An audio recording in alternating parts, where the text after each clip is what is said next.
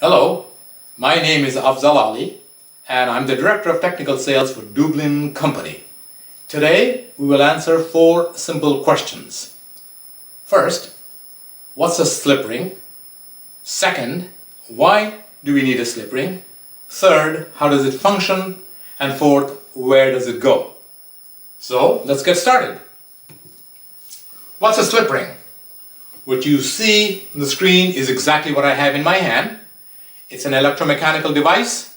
One component, the housing, is stationary and the other component rotates with the machine. The stationary component, the housing, has connectors. This is a connector for power. This is a connector for data. The rotating component has matching connectors, one for power and one for data. So this mechanism can receive data and power from a stationary source and transmit the data and power through the mechanism onto a rotating machine without any interruption. So the next question is, why do we need a slip ring? Here is a very simple illustration.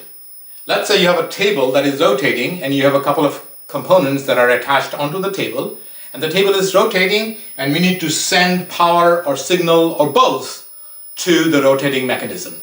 If you have a simple cable, it'll snap and break. You'll have a disaster in your hands. So what is the solution? The only solution is an electrical slip ring. The electrical slip ring accepts power from a stationary source or signal from a stationary source and is able to transmit to the rotating table without any interruption. Let's look at the guts of an electrical slip ring. This is the end view. If I was to take this and take the cover off, this is the end view without the cover. And this is the side view. So let's explore the components of the slip ring on the side view. Let's go clockwise. This is a connector for signal. Going clockwise, we have a set of conductor rings for signal. We have a set of conductor rings for power. Then we have an anti-rotation arm, and then we have the housing. So what's an anti-rotation arm? In this device, this is the anti-rotation arm. When this is rotating, this may try to drag and turn the housing as well.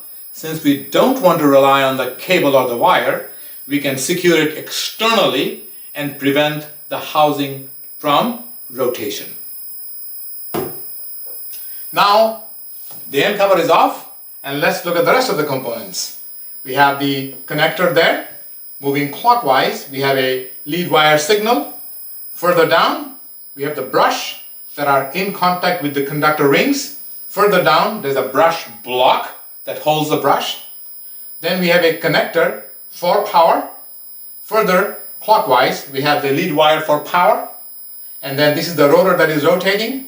And we have brush that are physically in contact with the conductor rings, and above that we have a brush block for signal.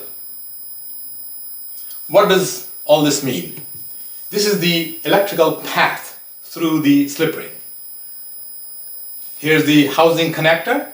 From the housing connector through the lead wire to the brush block, which is stationary. Onto the brush block we have a set of brush. They are pin-like with a certain stiffness or spring rate that are physically in contact with the conductor rings. So we have the brush block, then the brush. From the brush, the flow path continues to the conductor rings that are rotating. From the conductor rings to the rotor lead wire. From the rotor lead wire to the rotor connector. So in this schematic, 1, 2, 3, 4 components are stationary, and then 5, 6, so 4, 5, 6, and 7, they are rotating, and this is the complete electrical path inside the slip ring. Circuit functions. There are 3 basic types of functions an electrical slip ring serves. One is deliver electrical power. That's obvious. Typical voltage could be from 110 volt to 680 volt. Current could be from 10 amps to 100 amps. Next, it's control signal. The control signal is typically low volt, and amp is also relatively low, less than 10. And then we have digital signal, Ethernet, Profinet, Voltage is typically very low, 4 to 5, and current is even lower, 10 to 20 milliamps. Let's look at the electrical requirements. One could have as low as 5 millivolts to 1000 plus volts. Current. Your current requirement may be as low as 10 milliamps to as high as 250 amps. Channels. You may have from 1 up to 100 or maybe even more than 100 channel. Here's a simple example. You have a 3-phase AC motor that needs 5 channels, 3 for lines A, B, and C, 1 for neutral and 1 for ground. On the other hand, for a 100 Mbps Ethernet, there are 4 channels that you need, 2 to transmit and 2 to receive. Transmission technology. Depending upon the speed, depending upon the duty, depending upon the volt and amp, we have different types of transmission technology that we employ. Here, the first one is carbon graphite. This is usually for high amps, high current, 30 amp to 250 amps. Then we have the monofilament, which looks like pins with a spring with a certain stiffness, typically less than 30 amps. And then we have polyfilament precious metal brush, and they are great for high data rates because they have very low contact resistance. Electrical connectivity. How would you like to have this device connected onto your machine? We can give you flying leads. It could be circular connectors, it could be modular connectors, it could be terminal blocks, it could be plug and play. You specify, we offer you a connection that meets your requirements. Now that's the electrical part. Let's talk about the mechanical part. Speed. How fast is your machine rotating? 1 RPM, 2 RPM, 5, 10, 15, 20, 500, 1000. We can accommodate a range of speed, but we need to know from you how fast your machine is turning. Next is life. In tens of millions of revolutions, what is the life expectancy? Are you happy with a 6-month life, or do you want a 6-year life? It all depends on the application, and it all depends on how frequent you can offer maintenance, you can service these equipment. Shock and vibration. What kind of shock and vibration will this slip ring be subject to? Envelope dimension. How much space are you giving us? And then mounting. How do you intend to mount it? Is it threaded connection? Is it a flanged connection? Are these standoffs? You specify the mechanical requirement of your machine, and we will design a slip ring to fit your requirements. Enclosure options. So here's my slip ring and here's my enclosure. The enclosure could be stainless steel, the enclosure could be anodized aluminum, the enclosure could be engineered plastic. Why do we offer all these different enclosure? It has to do with IP. IP stands for ingress protection. Our standard rating is 54. We can design up to 67. What does that mean? What that means is you specify the environment that the slip ring will be subject to. Dust, dirt, humidity, moisture, rain, splashes of water, or waves of water. And we will design a slip ring that can withstand the environment with the proper IP rating. Here's a list of design resources we have. I will not bore you with all the details.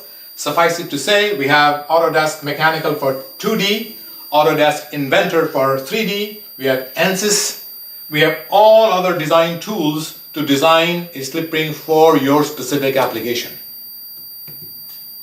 Let's go to the test tab. What kind of testing capabilities do we have? Dielectric withstanding, we have circuit performance, we have life cycle testing. On top of that, every slip ring assembly cell is equipped with standard production testing procedure. This is general design limits. We can go 1 gigabits up to 6,000 volts, up to 250 amps, 100 plus channels. These are the various design limits, but then there's a little disclaimer here, and let me read that to you.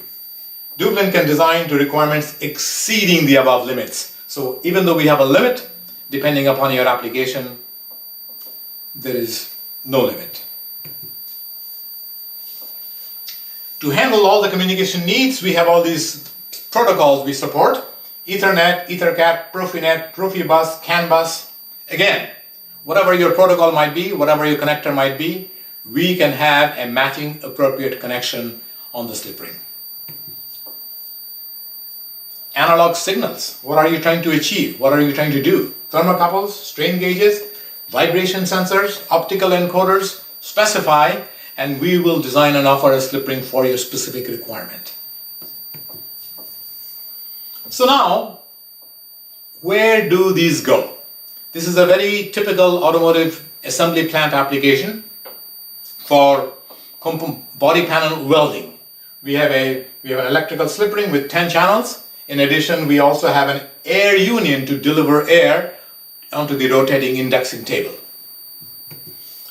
Here is a wind turbine application. In the wind turbine, we've all seen wind turbine. These are large multi-million-dollar machines. They harness the power of the wind, convert that into rotational energy, which is then converted into electrical energy. So we all know that the wind velocity can vary, so there is a need to vary the pitch of the blades. How do you do that? You do that with an electrical slip ring to control the pitch or the angle of the blade attacking the wind. Here's a wafer processing for semiconductor industry. Here is another wafer processing. In fact, this guy is right here. Then we have a directional drilling application. We have a plastics machinery application. We have other applications, to list a few: wind, robotics, turntable, pick and place machines, winding machines, centrifuges, tooling machines, milling machines, handling systems, propulsion, and of course, packaging. So here's a couple of examples of problems we have solved with our engineering and our product. This particular packaging machinery company had a large filling machine. In conjunction with the slip ring, they wanted a large rotating union for high volume delivery. And we were able to consolidate a slip ring with a rotating union and offer a system solution to the machine builder. Here is another interesting application. This particular machine builder was using a slip ring with mercury contacts. And we all know how friendly mercury is to the environment, and we were able to replace that with environmentally friendly material that poses no hazard to the environment. Here's another example where a medical packaging machinery needed a very high power capacity slip ring, which was beyond the capacity of the slip ring supplier at the time. And we were able to offer a large slip ring with high power capacity, and this particular machine builder is absolutely satisfied, and we have solved their problem. And here's another example. And this particular one is, we call it through bore or around the shaft. So this particular slip ring does not fit at the end of the shaft. The machine builder had a need for the shaft to go through the slip ring, maybe for drive mechanism or for whatever the reason might be, and we were able to design a slip ring. We call it through bore or around the shaft slip ring design. So we have come to the end. Thank you. Due to COVID, we were not able to make this presentation in person to you. However, the information is the same, and if I've said anything too fast, and if you have questions or an application, please make a note of this. It's a very simple email address, aali@deublin.com. Please send me an email, and you can be sure that I'll respond to it quickly. Thank you for your attention and time. Have a great day.